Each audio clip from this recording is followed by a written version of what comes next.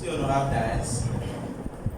La permission de la conférence est requise pour transmettre à cette dernière les salutations du vaillant peuple malien, celles de son Excellence le général d'armée Assimi Goïta, président de la transition, chef de l'État malien.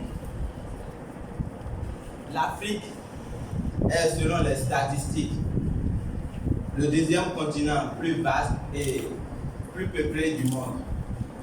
Et l'Afrique représente également 26% des États.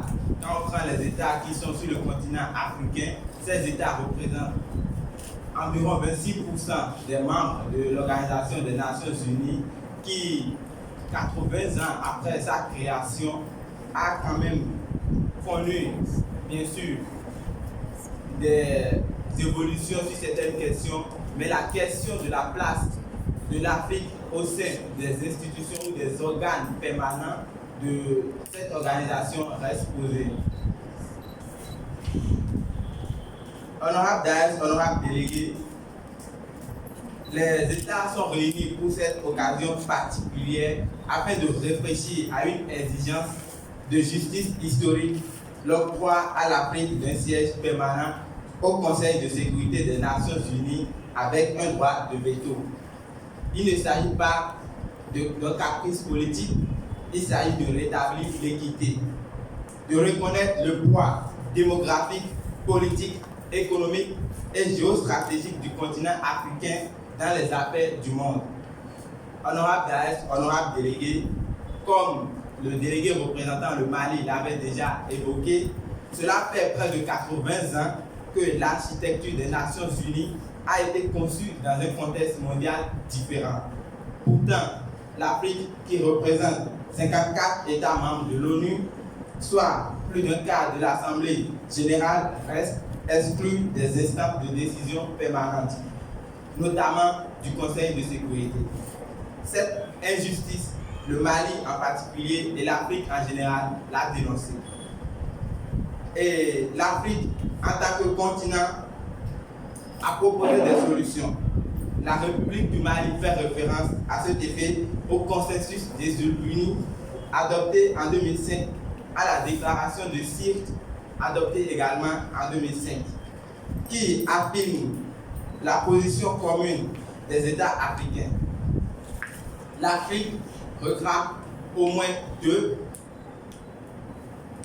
sièges permanents avec droit de vote et 5 sièges non permanents au sein du Conseil de sécurité des Nations Unies. Le Mali, plus pleinement engagé dans cette vision, soutient fermement que le droit de veto, aussi contestable soit-il dans son principe, ne saurait être réservé à quelques-uns tout en excluant l'Afrique. Honorable Daes, honorable délégué, cela est faisable. Le Mali pense que oui. Mais cela exige des Africains plus que des déclarations. Cela exige une unité africaine réelle, structurée et stratégique. Trop souvent, les divergences internes des Africains sont exploitées pour diluer leurs forces collectives. Il est temps de taire les querelles et de parler d'une seule voix sur cette question qui devient de plus en plus cruciale. C'est le moment de dépasser les considérations régionales, linguistiques ou géopolitiques pour défendre un intérêt continental supérieur.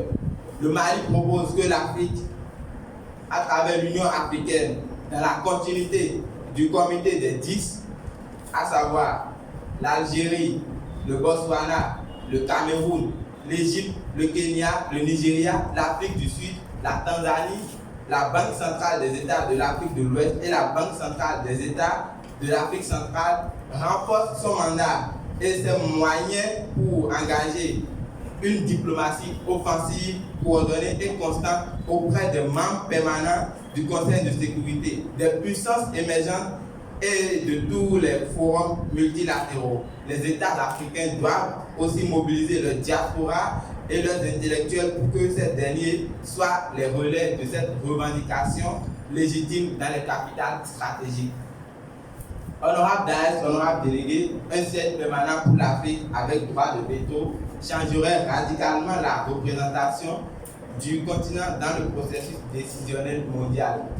Cela permettrait à l'Afrique de défendre ses intérêts sécuritaires, économiques et environnementaux avec plus de poids. Cela renforcerait également la légitimité du Conseil de sécurité, souvent critiqué pour son manque de représentativité et son caractère anachronique.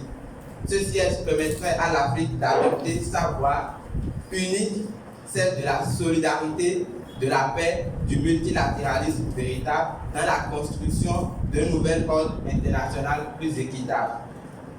Honorable Daesh, honorable délégué, pour y parvenir, les États africains doivent consolider l'unité africaine autour du consensus des Illuminés et de la déclaration de Sirte, sans céder à des compromis qui videraient cette position commune africaine de sa substance. Renforcer le mandat du comité des 10, comme l'a évoqué le délégué malien, pour que ce comité soit un véritable bras diplomatique continental afin de mobiliser les autres régions du monde, notamment les pays du Sud, pour former des alliances stratégiques en faveur de cette réforme. Faire pression de manière coordonnée lors de chaque Assemblée générale de l'ONU, de chaque sommet, de chaque forum multilatéral, jusqu'à obtenir gain de cause. Il ne s'agit plus de quémander, il s'agit désormais d'exiger avec dignité. L'Afrique ne quémande pas une place à la table du Conseil de sécurité, l'Afrique la mérite. Et le Mali, dans cette bataille, se tiendra toujours debout aux côtés de ses frères africains pour que la voix de notre continent ne soit plus seulement entendue, mais aussi écoutée et respectée. D'autres diront que la souveraineté seule ne suffit pas, mais elle est bien importante